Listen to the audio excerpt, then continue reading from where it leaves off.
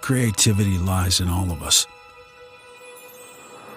It's what makes us human.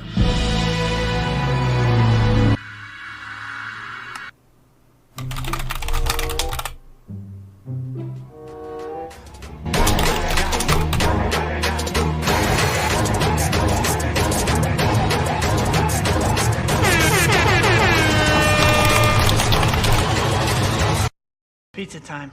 Pizza time. Pizza time. Pizza time. Pizza. Creativity lies in all of us.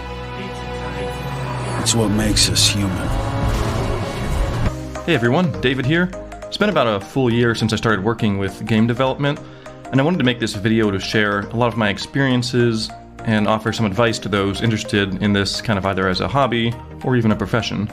This is not going to be a tutorial or a step-by-step process, but rather I'll be covering things such as getting started with indie game development, advice on learning the software and disciplines, how to be efficient with your actual development, and staying focused and motivated. If you are interested in a more detailed and complete guide to making games, I'd recommend the course from this video's sponsor, Full-Time Game Dev. There are over 100 step-by-step videos and tutorials designed to take you from literally absolutely nothing to successfully releasing your first game. The courses are run by developer Thomas Brush, who created the games Pinstripe and Neversong, both of which have been released on Steam and were met with very positive reception.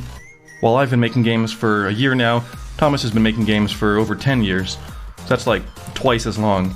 By taking the course, you'll learn how to make both 2D and 3D games within Unity without any steps skipped over, which includes Photoshop tutorials for making the assets, learning the basics of C# coding, and finally launching your game.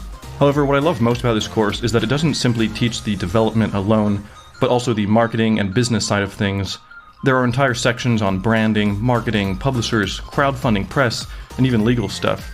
It even gives valuable advice on how to get your game to land on the Steam front page, which is super important. You'll also be invited to live meetings with Thomas himself twice a month, get access to his 2D game kit, and can join his private Discord where you can interact with other developers, share work, offer help, and grow your network. Right now, Thomas is offering the first 100 of my viewers an incredible 25% off discount. These coupons usually get grabbed fast, so if all this sounds interesting to you, simply click the link in the description and you can begin your path to being a full-time game developer.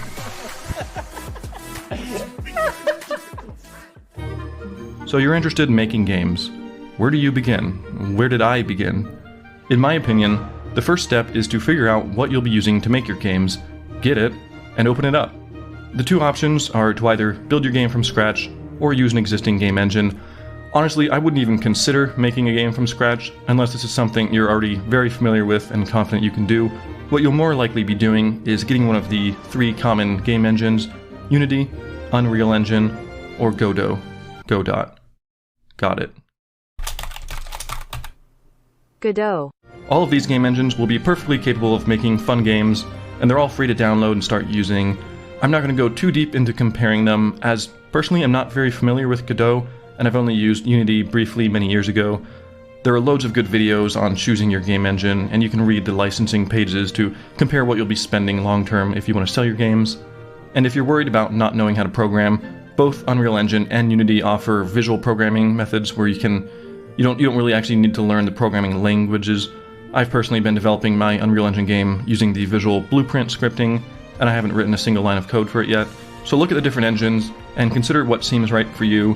However, in all honesty, none of that really matters if you don't understand or enjoy the software. So my advice is just to pick the one that seems most interesting to you, install it, and start playing around.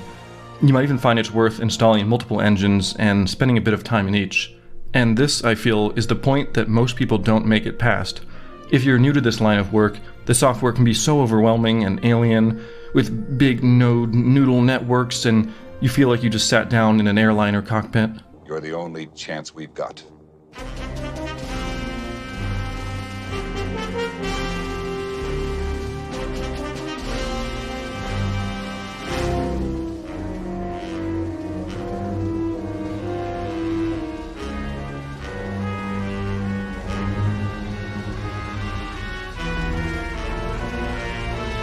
I used to be a teaching assistant at my university for the 3D modeling and animation courses, and the expression I heard most often from the students was, "I'm afraid to do it wrong." And this is reasonable. This is something I too experience when I first start using new software or even playing a new game. You don't want to mess something up and then not know how to fix it or break something that you've worked hard on. So if you're also feeling this, my advice is to kind of change your perspective a bit and consider your early work to be purely for the purposes of learning. You're not trying to make or create anything yet. You're trying to learn. So open your game engine, start trying to figure out how to do random things, press buttons, open up windows. This is also a great time to watch some random getting started tutorials. If you get to a point where you think you've messed up the project, that's fine. Start up a new project and keep going. You'll probably find that already you've learned a bunch since the previous project. All of these early projects are throwaway. The goal, again, is just to learn, so doing anything at all is helpful. And I did this for months when first working with Unreal Engine 4, before beginning to develop my actual game.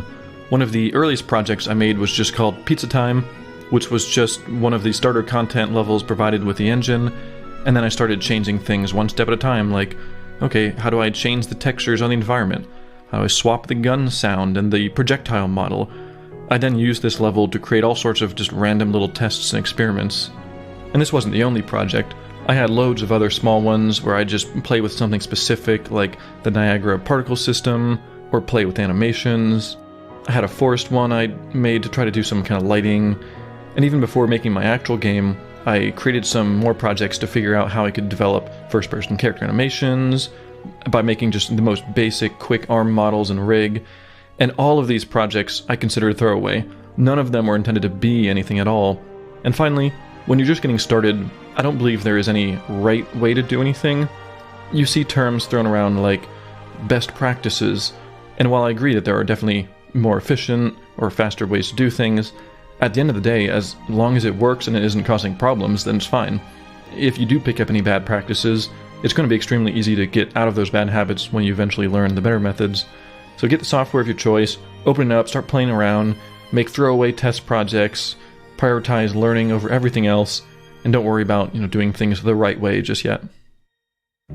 So after you familiarize yourself with the software basics, now let's talk about learning all the gazillion different things you'll need or want to understand in order to make games. You've probably already watched a handful of tutorials when you were first getting started, but now is the time to start focusing on tutorials for specific disciplines. You'll want to learn how to create art assets, whether it's 2D or 3D. You may want to dive deeper into understanding how the material editor works in your game engine. All of these are subjects you'll probably want to follow along with some tutorials of. However, in my experience, if you only follow tutorials, you're only really getting one layer of understanding. You're only going to learn as much as what's covered in those tutorials, and you're not ever going to have to do any kind of problem solving of your own.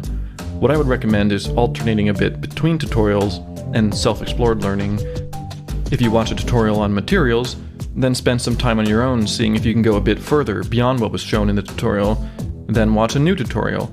And by doing this repeatedly, I found I would start watching a new tutorial and I'd start to predict what they were about to tell me to do, and that was the point when the understanding really starts to kick in. Another tip with tutorials is that sometimes rewatching them can be super helpful, especially if it was a good tutorial. Sometimes you'll watch or even follow along with the tutorial and then you don't quite understand all the the whats and the whys. You can rewatch that tutorial later, maybe just throw it on at 1.5 times speed while you're eating or taking a break, and you might find yourself understanding everything a lot better the second time. While you're doing all this, I think it's absolutely worth it to take notes in a document that you can easily access. Many things you'll hear or find in a forum post while solving a problem, and it's something super useful that you'll probably have a hard time finding again. My last advice for the learning process is to try to pick topics as you need them, and then study them until you understand the basics. There are so many disciplines and things to learn when making games. You'll never be able to fully understand everything, and you probably won't ever need to. So start focusing on learning topics that you're actually going to be needing for the games that you want to create, and then explore that topic, until you understand it. Don't try just learning a bunch of different things all at once. So alternate between tutorials and hands-on learning, rewatch tutorials if you need be, take notes, and then explore the different subject matters as they become necessary for your projects. Eventually, you'll come to a point where you start becoming comfortable with the game design basics. Let's say you want to create a moving platform, you'll know exactly how to do it at this point. This is when you'll probably want to start creating an actual serious project, possibly your first game. When deciding on what kind of game to create, first consider scale. think about your current knowledge, whether you're doing it completely solo, and how long you want to be spending on it. Now take that idea, condense it into something half as complex, and then consider that it'll take twice as long. And that's kind of the scope you'll want to consider for your first game. In addition, make sure it's something you enjoy and are passionate about. It should also kind of lean into your strengths. If there's something you know you're bad at or unexperienced at, find ways to avoid that in your game entirely. I know I'm not a good character modeler or rigger, face animator, so I'm avoiding having human characters anywhere in my first game. Figure out as much as you can about what your game is intended to be before beginning to work. Some people find making game design documents helpful. If you're not familiar with these, it's basically just a really large document where you lay out all the different tasks, processes, assets, and a map of how the game's going to all fit together. I'd recommend reading up on them a bit more, as that's a huge topic of its own, but it can help you kind of solidify your thoughts and help you schedule. If you don't want to have any sort of formal design brief, at least maybe have some notes, brainstorming documents, flowcharts, or whatever else you need to organize your thoughts. However, regardless of how much you plan, I definitely say be open to change. Your game is almost definitely going to end up nothing like what you initially planned, which is probably good. Allowing your game to grow and adapt as new ideas come in, and then finding, flaws in the design as you're playtesting is probably some of the best ways to end up with a good, fun game. I personally didn't create a design doc for my first-person shooter game, Arcadian Rift. As I'm just solo developing, it's easy for me to kind of keep most of my ideas in a more fluid form in my head. I also expected the game to shift and evolve a lot as I developed. Once you've started working on your game, I would very quickly start working towards an MVP, or minimum viable product. The concept of an MVP is described best by this famous example of building a car. If you build the car piece by piece, like in the top half of the image, you can't drive it until it's completely finished. With an MVP approach, each stage is still a viable product that you can use, even if it's not your long-term goal. And this is super important with game design. You need to be able to drive your car, so to speak, without waiting until your game is fully complete. I would start by creating a list of just the most essential things that you need for your game to be playable. This can be drastically different from project to project, so it's a bit hard to give advice on what is and is not MVP material, but in general consider what is needed to have a complete functioning game loop. For Arcadian Rift, the game I'm creating, it involved things like getting the player first-person experience working, the ability to use weapons, switch weapons, fight enemies, kill the enemies and get loot, sell the loot, use that loot to buy new weapons and use those weapons to kill more enemies, to get more loot, as well as things like losing, gaining health, dying and respawning, pausing the game, quitting the game, saving the game. Those kind of things were all in my MVP. It's important to remember a few things about the MVP though, is that first of all, it's the minimum, so usually you'll just want to put in some basic placeholder art just to make sure things are functioning. Also, when dealing with quantities, let's say you're going to have 10 guns in the game. Well, you only really need 2 guns for the MVP, because that'll prove that you can have a gun, as well as switch between different guns. Any additional weapons aren't going to prove out anything new with your game, they're just additional work doing more of the same. After you have your MVP, everything you add to the game afterwards should maintain the overall viable product nature and not, break your game loops or any functionality. And there are many reasons this can be super important. One, the game will be easier to test. At any point in time, you'll be able to jump in, play it, and get a feel for what's fun, what's not fun, which is super important to do on a day-to-day basis as you're developing. 2, it's less error-prone. Error-prone. By always maintaining your full game loop playable, you'll be less likely to kind of reach a point where you're just unable to play for a while, and then you're unable to fix a bunch of bugs, which then get all stacked up later. And 3, there's also an argument for having a playable version of your game ready in the event that you ever need to show a working demo for your game, either for events, publishers, or other reasons. My next advice comes from a GDC talk by Charlie Cleveland on the design of Subnautica. In this talk, he mentions how the process for Subnautica began by creating a compelling 5 minutes of fun. How can you make your game fun for the players in the first 5 minutes? Man, it is not my day for talking. Next, they focused on the first 20 minutes experience, then the first 40, first hour, and you can kind of see that by working in this way, you end up building a game that is continuously fun. and you don't have just like some random game loop that's getting repetitive or boring because you made a bunch of just random features and moments without taking into account the overall linear experience a player is going to have when they play your game for the first time. And finally, wrapping up with some development advice. If you find yourself about to tackle something new that you aren't familiar with, something you've never studied, when doing your early learning, my advice would be to create another throwaway project to test the process there first. This goes back to what I was saying earlier about, being able to learn it without worrying about messing up. If you create a throwaway project, you can focus on learning whatever the new task is, and once you feel comfortable, you can just easily either copy it over or just do it fresh in your actual game. So decide on a game to make while keeping it reasonable scope that plays to your strengths and interests. Create some amount of planning before diving straight in, then build up the minimum version of that game that is playable and has a complete game loop, even if it has a lot of just temporary art and shortcuts. And finally, start focusing on the actual player experience in their first 5, 10, 20 minutes and beyond. If you make it to this point in development of your game, you're probably doing great. According to different statistics, however, most indie developers don't actually finish their game, their first game at least. There are many different reasons for this, but I have some ideas on how to maybe counteract some of the different problems. Problem number 1, too much work. I imagine this is one of the main reasons games get started and never finished. You had a cool idea, you started it, and then months later you just don't seem any closer to finishing this grand vision you had, so the project gets dropped. My advice here is to maybe reconsider the design of your game. How much can you cut or remove from it? Think about that MVP. How much do you really need to go beyond the MVP to have a fun game? Problem number 2, losing motivation. This is a tough one, and there are many reasons you might be losing motivation.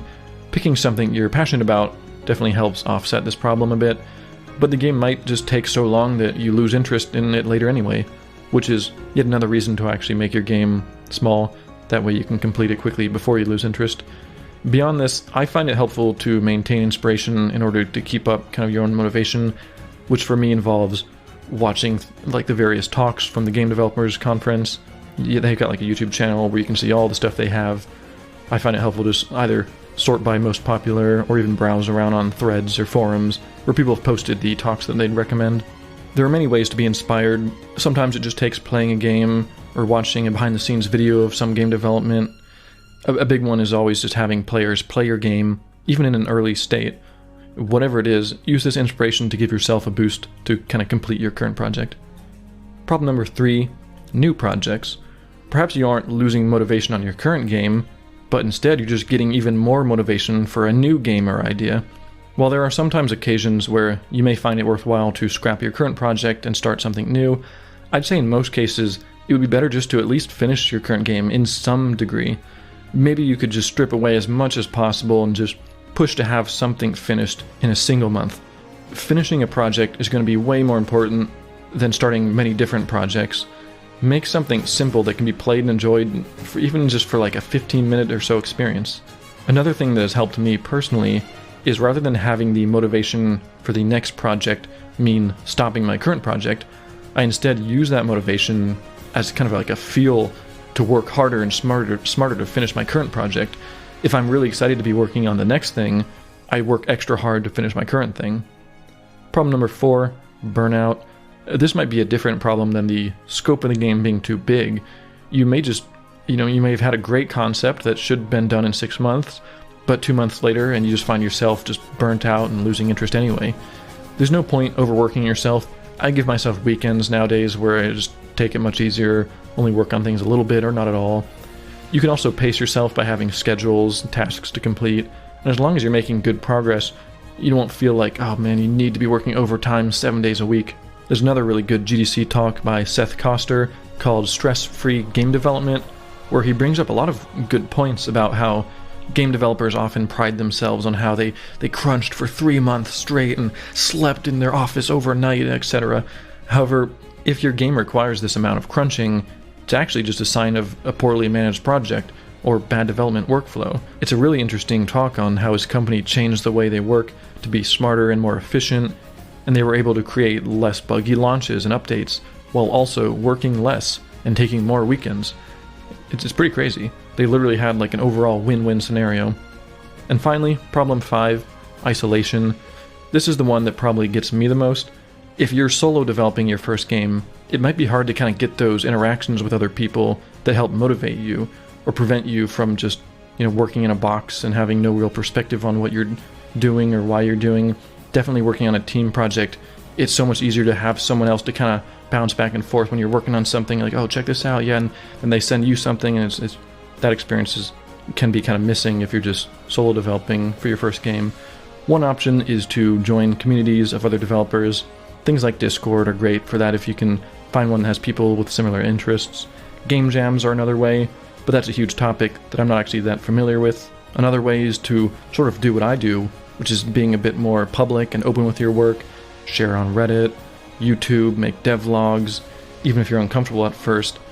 Having people play your game, which is why you need a working MVP, is super helpful to remember that you're making something for people and not just yourself. Also gives you valuable feedback to make a game better. At the end of the day, the goal is to have fun making your game while making a game that others can have fun with as well. And that concludes a lot of the advice I can think of from having worked on game development for a whole year now. Find your game engine of choice, open it up, get making stuff, prioritize learning, and don't worry about doing things wrong or messing up stuff just yet. Then begin alternating between more focused tutorials and kind of self-explored learning. Take notes, and consider which topics will be more important for your project. Once you're fairly familiar with your software, decide on a game you're going to make with a kind of manageable scope that focuses on your interests and strengths. Get a plan and ideas for your project, and start working towards a minimum viable product which contains the basic game loop and features. Then maintain that MVP as you work towards the first 5, 20, 60 minutes of gameplay. Avoid giving yourself too much work by updating your game design to be a bit more manageable. Stay inspired and interested in your game by sharing early builds, watching videos, and finishing your game before it can get old. Avoid starting new projects by using that new excitement to finish up your current project, even if it means reducing it down to something very small and simple. Don't get burned out by overworking yourself all day every day. Instead, be smarter about managing your overall development workflow, leave time for yourself, and don't let solo indie game development deprive you of interacting with others, sharing your work, joining communities or game jams. Making games can be a lot of fun, and if you follow these easy steps, you too can make games and have fun. Yeah. I don't know how to end this. Star White. Thank you everyone for watching. I hope you found this somewhat helpful or insightful, or at least a bit motivating. If you did, please consider leaving a like or comment. And if you're interested in following my own game development or hearing other videos about game design, be sure to subscribe.